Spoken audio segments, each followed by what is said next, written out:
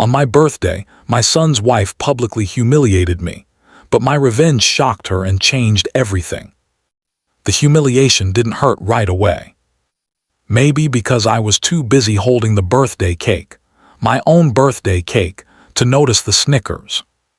Maybe because I had spent years convincing myself that love from family is unconditional. Or maybe because when pain comes from people you raised with your own hands, your mind tries to pretend it didn't happen. But that night, standing in my son's living room, surrounded by strangers who didn't even know me, hearing my daughter-in-law's words slice through the air like knives, I realized something painful. Growing old isn't the hardest part of life. Being disrespected by the people you sacrificed everything for, that is the true heartbreak. And what I did next, it didn't just shock her. It changed the course of our entire family. The birthday I never wanted to celebrate. I turned 64 that day. 64 years of discipline, hard work, sacrifice, and quiet pride. 40 years as a government employee. 5 years of living alone after my wife passed away. A lifetime spent raising a son I believed would never forget where he came from. My son, Adil, insisted we celebrate at his house. Abu, it'll be great. We'll invite some friends, cut a cake, eat good food. I didn't want a crowd. I didn't want noise. I didn't want to stand in a room where I felt like a guest instead of a father. I wanted a quiet dinner, just my son and daughter-in-law.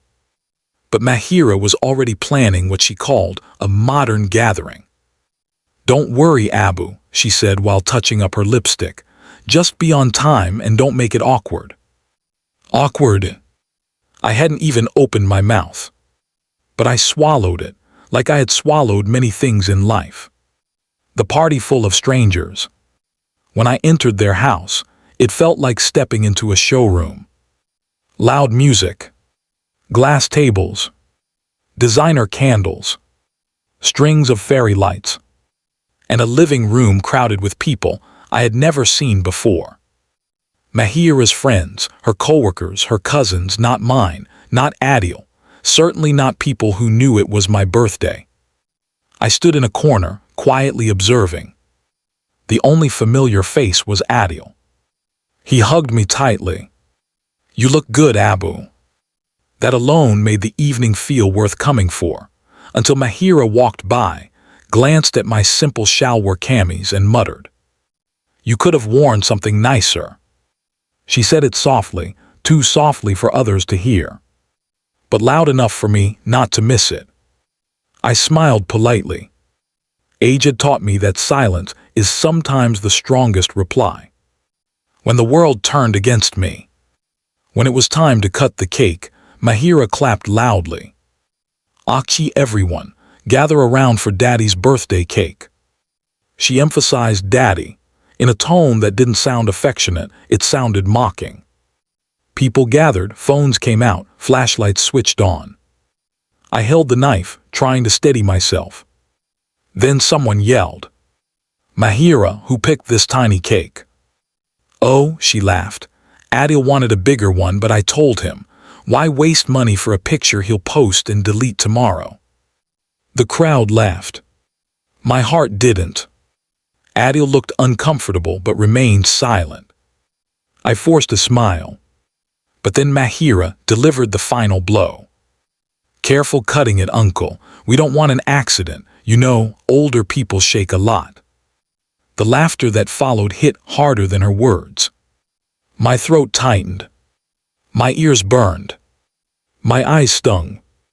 Not because of the insult, but because my own son didn't defend me. Even a whisper, even a frown, even a "stop it, Mahira" would have been enough. But nothing came. I cut the cake anyway, slowly, steadily, firmly. Not a single shake. The room quieted for a moment. But the damage was done. The final insult that broke me. Dinner was served buffet style. People rushed, laughed, clinked their plates, spilled food, dropped spoons. I waited patiently. That's how I had raised Adil: respect the elders, let others go first. When I finally approached the table, Mahira stepped in front of me like a gatekeeper. "Uncle, please don't touch the dishes. They're expensive. Just tell me what you want." "Uncle." For the first time that night, I felt something inside me crack. Not anger, not humiliation, a realization. Respect disappears the moment you tolerate disrespect silently. I placed the empty plate back on the table. Without a word, I walked out of the house. The revenge that didn't need noise. The next morning, Adil called. "Abu, I'm sorry about yesterday." Mahira was stressed. I smiled, though he couldn't see it. "Beta, don't worry, I'm not upset." And I meant it. I wasn't upset. I was done. What he didn't know, what nobody knew, was that my late wife and I had saved a significant amount over our lives. Investments, pension, plots, fixed deposits, inheritance from my parents. All of it quietly saved for Adil's future.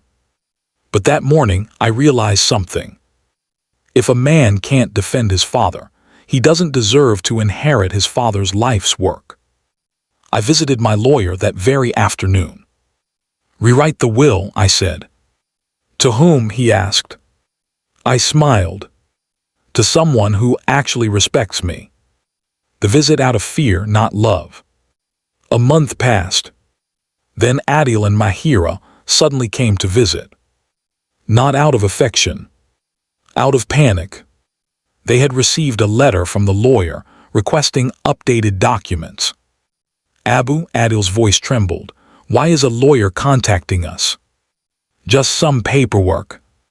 Mahira's tone sharpened. "What paperwork? You're not making some mistake, right? You know you get confused sometimes." Confused. Old. Fragile. She had labeled me so easily. But my mind had never been clearer. Tea that changed everything. 2 weeks later, I invited them for tea. The first time in months. They arrived smiling politely, fake smiles but smiles nonetheless. Adil touched my shoulder. "Abu, you look good." Mahira added. "Yes, uncle, I mean Abu." I pretended not to notice the slip. After tea was poured, I said the words they didn't want to hear. "I updated my will." Mahira froze mid-sip. Adil stiffened in his chair. "I have decided to leave everything to someone who treats me with dignity." Mahira leaned forward. "To whom?" I slid a folder across the table. They opened it. Inside was a single name. Samir, my nephew, and the son of my late sister. A boy who visited me every week. Who fixed things around the house. Who called me Abu Jai with genuine love. Who brought groceries without ever asking for money. Who respected me. Mahira's voice cracked. "This is ridiculous. He's not your child." "No," I said calmly, "but he behaves like one." Adil looked like the ground had slipped beneath him. "Abu, why?" I looked straight into his eyes, the same eyes that once looked at me for guidance. "You let your wife humiliate me in public, on my birthday, in front of strangers, and you stayed silent." He lowered his head. There was nothing left to say. The final blow. Mahira threw the folder onto the table. "Fine, do whatever you want. We don't need your money." But Adil's silence whispered the truth. I gently opened another box on the table. Inside was a cake. A big one. Beautifully decorated.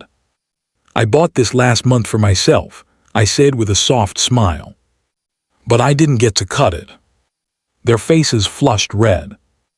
"So today I will." No camera lights. No mocking jokes. No audience. Just me. Cutting my cake. With steady hands. Not shaking. Not weak. Not old. The silence that wrapped the room was heavier than any words. And that silence, that was my revenge. Aftermath. They left quietly. Adil still visits me, less proudly, more humbly, more thoughtfully. Mahira now stays silent when I'm around. Respectful. Not out of love, but because she knows actions have consequences. As for my will, it remains unchanged. Samir visits me more than ever. He takes me for walks, brings me warm food, talks to me like my presence matters. And for the first time in years, I feel valued. The moral. Respect isn't about age. It's not about money. It's not about status. It's about the heart. You can give someone your time, love, comfort, and years. But if they don't value you, you must value yourself enough to walk away. And sometimes, the quietest revenge is living with dignity and letting your absence teach the lessons your presence never could.